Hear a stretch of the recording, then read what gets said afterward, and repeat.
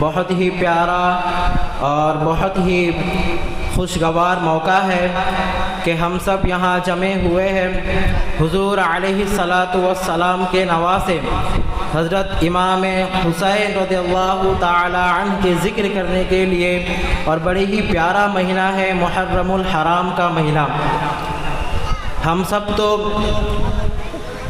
کربلا کا واقعہ سنتے ہی آ رہے ہیں کہ کس طرح امام حسین کربلا کے میدان میں آئے اور کس طرح جہاد کیا اور شہید ہوئے۔ بدبختوں نے جس طرح حضور علیہ الصلاۃ والسلام کے آنکھوں کے تارے کو، حسین علیہ الصلاۃ والسلام کو جس طرح بے دردی سے شہید کیا، ہم سب تو سنتے ہوئے آ رہے ہیں، مگر میں آپ کو یہ بتانا چاہتا ہوں کہ واقعہ تو سنتے ہی رہتے ہیں۔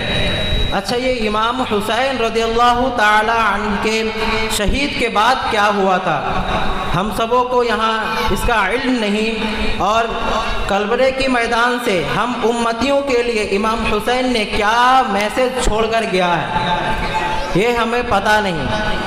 محرم تو آتا ہے، کھچڑے پکائے جاتے ہیں، مرغے پکائے جاتے ہیں، فاتحہ کیا جاتا ہے، سب اپنی جگہ صحیح ہے، سب کرنا چاہیے محبت عقیدت کے ساتھ، مگر ہمارے لیے میسج کیا ہے؟ کربلا کے بعد ہم امتیوں کے لیے میسج کیا چھوڑ کے گئے امام حسین رضی اللہ تعالی عنہ؟ میں آپ کو یہ مختصر بتانا چاہوں۔ امام حسین، ان کا پیدائش بھی یہ کرامت ہے۔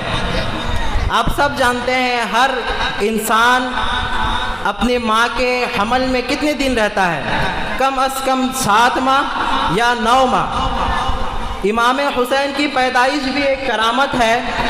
دنیا میں 2 شخص ایسا ہے جو 6 ماہ پریگننسی میں رہتے ہوئے دنیا میں آئے اور زندہ رہے۔ ایک تو ہمارے امام حسین رضی اللہ تعالی عنہ ہے جو فاطمہ رضی اللہ تعالی عنہ کے حمل میں صرف 6 ماہ تھے، اور ایک نبی علیہ السلام حضرت یحییٰ علیہ السلام، یہ بھی اپنی ماں کے حمل میں 6 ماہ تھے۔ تو دنیا میں یہ 2 شخص پائے جاتے ہیں جو 6 ماہ اپنے ماں کے پریگننسی میں تھے اور اس کے بعد دنیا میں آئے۔ تو یہ بھی حضور علیہ السلام کے نواسے کا یہ ایک کرامت ہے جو 6 ماہ میں وہ آئے اور زندہ بھی رہے، اور ہم سب کو ایک درس بھی دے کر گئے۔ ہم سب کو پتہ ہے امام حسین رضی اللہ تعالی عنہ کو یزیدوں نے جس طرح بے دردی سے قتل کیا، اس کے بعد کیا ہوا؟ امام حسین رضی اللہ تعالی عنہ کو نیزے کے نوک میں کھڑے کر کر جب یزید اپنے گھر کی طرف لے چلا تھا، تو کیا ہی شان ہے میرے امام حسین کی، جو تب بھی امام حسین قرآن پاک کی تلاوت کر رہے تھے۔ یہ ہمارے لیے ایک کربلا کا میسج ہے، جو امام حسین کا سر جسم سے الگ ہونے کے بعد بھی قرآن پاک کی تلاوت کر رہے ہیں۔ کیا خوب میرے مرشد فرماتے ہیں کہ تلاوت ہو تو ایسی ہو، عبادت ہو تو ایسی ہو، سر شبیر نیزے کے نوک میں بھی قرآن کی تلاوت کرتے ہیں۔ تو ہمیں یہاں سے درس کیا ملتا ہے، میسج کیا ملتا ہے کربلا کے میدان سے، کہ امام حسین سر کٹانے کے باوجود بھی قرآن پاک کی تلاوت کر رہے ہیں۔ مگر بڑے ہی شرف سے کہا جاتا ہے ہمارے معاشرے میں مسلمان کہلانے والے آج بھی ایسے ہیں جنہیں قرآن پاک کا تلاوت کرنا ہی نہیں آتا۔ ہم سب کہتے ہیں کہ میں 5 تن کا غلام ہوں۔ کیسا یہ 5 تن کا غلام ہے جسے قرآن پاک کا تلاوت بھی نہیں آتا، جو امام حسین سر کو کٹانے کے بعد بھی اپنے نیزے میں رہنے کے باوجود بھی قرآن پاک کی تلاوت کر رہے ہیں۔ مگر آج ہم امتی کھچڑے تو کھاتے ہیں، کھچڑے کھانے میں سب سے اول صفحے میں رہتے ہیں، مرغے کھانے میں سب سے اول صفحے میں رہتے ہیں، ڈھول بجانے میں سب سے اول صفحے میں رہتے ہیں۔ اسے جا کر پوچھے سورہ فاتحہ صحیح سے سنا دے، اگر سورہ فاتحہ وہ صحیح سے سنا دے، نہیں آتا، قرآن پاک کا تلاوت نہیں آتا۔ शर्म से तो डूबकर मर जाना चाहिए। पाक पंजतन का गुलाम कहलाने वाले, जिन्हें इमाम हुसैन के गुलाम कहलाने वाले, सही तलफ़ुज़ से कुरान पाक का तिलावत भी नहीं आता उसे। हम इमाम हुसैन के गुलाम हैं, मुहर्रम आता है या हुसैन तो करते हैं, मगर कुरान पाक का तिलावत हमें नहीं आता। क्या हमने 24 घंटे में क्या आधा घंटा निकाला है कुरान पाक सीखने के लिए? निकाला है हमने? अपने आप से सवाल करें, मैं किसी पर उंगली नहीं उठाऊंगा, अपने आप से सवाल करें, क्या हमने कभी कुरान पाक के लिए वक्त निकाला? नहीं निकाला। चले आगे चलते हैं, अल्लाह ताला हमें समझने की तौफीक दे। जब खली बिन यजीद, जो बदबख्त इमाम हुसैन को शहादत के मर्तबे पे पहुंचाया, वो यजीद पलीद जब इमाम हुसैन के सरे मुबारक को लेकर जा रहा था, अपने जब घर पर गया तो उसकी बीबी, जिसका नाम नियार था, वो ले जाकर कहता है, ज़ौजा देखो मैं क्या लाया हूँ, ज़ौजा देखो मैं क्या लाया हूँ। उसकी बीबी हैरत से कहने लगी, क्या है बताए ज़रा। वो जब इमाम हुसैन की सरे मुबारक को निकाल कर ज़मीन पे बेअदबी के साथ रखता है, तो उसकी जो ज़ौजा है नियार, वो कहती है, ए बकबक, तू किसका सर लेके आया है? ये तो हुजूर अलैहिस्सलातु वस्सलाम के नवासे का सर है। उसकी बीबी अदब के साथ उठकर ज़मीन पे आती है, बिस्तर से नाम कर ज़मीन पे आने के साथ बड़ी ही मोहब्बत से बैठकर उनके अदब करती हैं, और वो कहती है, वल्लाह वल्लाह मैं देख रही थी कि आसमान से एक नूर आ रहा था हुजूर अलैहिस्सलातु वस्सलाम के नवासे के सरे मुबारक के तरफ, और इर्द गिर्द परिंदे घूम रहे थे। वो कहती है कि मैं इस मंजर को देखने के बाद कलमे पढ़कर मुसलमान हो गई। उस वक्त भी बहुत से मुसलमान ऐसे भी थे जिसके दिल में तो मोहर लगा था, ख़तमल्लाहु अला क़ुलूबिहिम व अला समइहिम व अला अबसारिहिम ग़िशावा।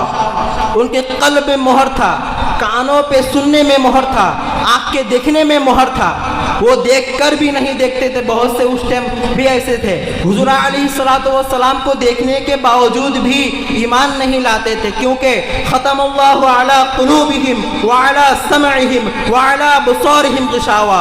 अल्लाह ताला कुरान पाक का पहले पारे में फरमाता सूरह बकरा का कि उसके दिलों में मोहर लग गया था, हुज़ूर अलैहिस्सलातु वस्सलाम को देखने के बावजूद भी ईमान नहीं ला रहा था। इमाम हुसैन के रज़ियल्लाहु ताला अन्हु की ज़ियारत के बाद जब वो ज़ौजा उसकी देखी, यजीद की, जो हुज़ूर अलैहि सल्लम के नवासे को जिसने कत्ल किया था, उसकी ज़ौजा वो मंजर देखकर इस्लाम कबूल करी।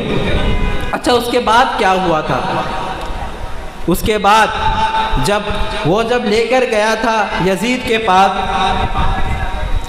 तो उस वक्त उसके मरकज़ जो है वो बंद थे, तो वो घर लेकर आ गया था। उसके बाद जब लेकर जा रहा था, एक बदमज़हब था, वो बदमज़हब कहने लगा कि ए यजीद, ये सरे मुबारक मुझे एक रात के लिए दे दो, सिर्फ एक रात के लिए मुझे दे दो, मैं तुम्हें 100 सोने का सिक्का दूंगा, गालिबन 1000 या 100 सोने का सिक्का दूंगा।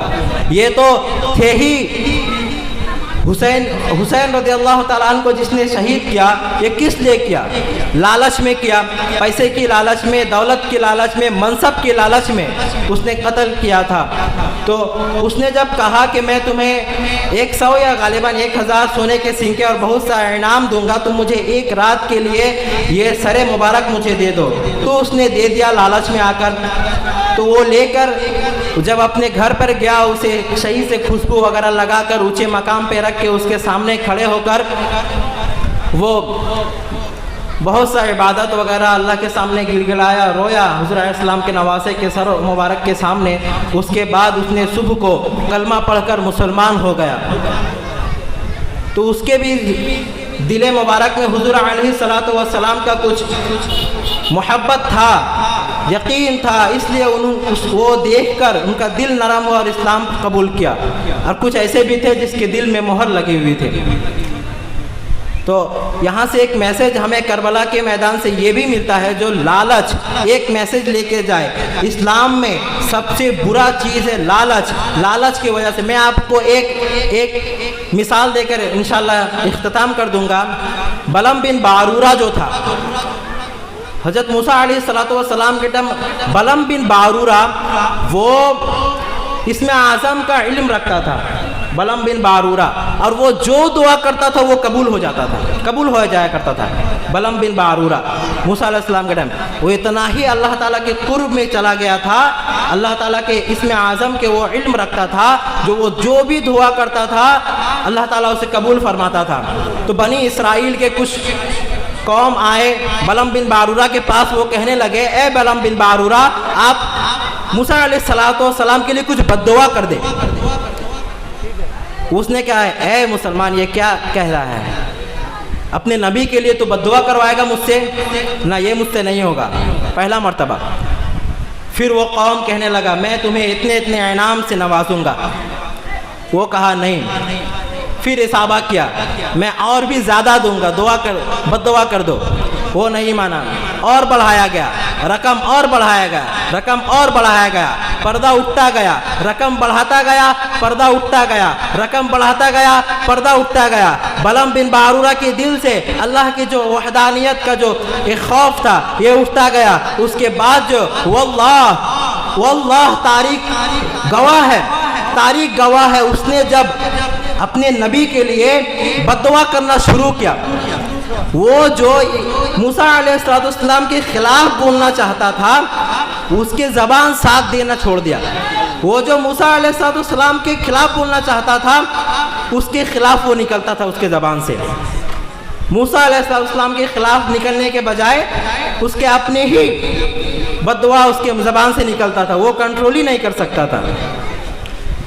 تو اسے ایسا موت آیا، بد مذہب ہو کر وہ مر گیا، بد مذہب ہو کر مر گیا۔ تو ہمیں یہاں پر دیکھیں مین ریزن کیا تھا، لالچ۔ لالچ کی وجہ سے جو اللہ تعالیٰ کے اتنے قریب تھا وہ بھی اللہ تعالیٰ سے دوری ہو گیا۔ اللہ تعالیٰ کے نزدیک جو دعا کرتا تھا قبول ہو جاتا تھا، وہ بھی اسلام سے خارج ہو کر بد مذہب ہو کر انتقال ہوا۔ اللہ تعالیٰ قرآن پاک میں فرماتا ہے نا یا ایھا الذین آمنوا اتقوا اللہ حق تقاتہ ولا تموتن الا وانتم مسلمون۔ اے ایمان والو اللہ سے ڈرو اس طرح جس سے اسے ڈرنے کا حق ہے، اور اس حالت میں نہ مرنا کہ تم غیر مذہب ہو جاؤ، اسلام سے خارج ہو کر کبھی نہ مرنا۔ تو ہم سب سوچتے ہیں ہم تو مسلمان گھرانے میں پیدا ہوئے، ہم تو مسلمان ہیں، ایمان والے ہیں، مریں گے تو ایمان کے ساتھ ہی مریں گے، مگر ایسے نہیں ہے میرے پیارے بھائیوں۔ بلم بن بارورہ دیکھیں کتنے بڑے عدبے میں فائز تھا، پھر بھی وہ اس طرح مرا۔ کہا جاتا ہے کہ وہ جب قیامت میں اٹھے گا تو کتے کے شکل میں اٹھے گا، کتے کے شکل میں اٹھے گا، اور وہ جو کتا تھا وہ جنت میں جانے والا وہ بلم بن بارورہ کے شکل لے کر اٹھے گا۔ تو یہاں سے میسج یہی ملتا ہے کربلا کے میدان سے، جو ہمیں قرآن پاک کی تلاوت نہیں چھوڑنی، نماز نہیں چھوڑنی، عبادت نہیں چھوڑنی، سنیت نہیں چھوڑنی، حضور علیہ السلام سے محبت سچی اور پکی۔ ہم سب یہاں سے وعدہ کر کے اٹھے کہ حضور علیہ السلام اور ان کے اہل بیت کی محبت انشاءاللہ عز و جل مرتے دم تک ہم اپنے سینے پہ رکھیں گے انشاءاللہ عز و جل۔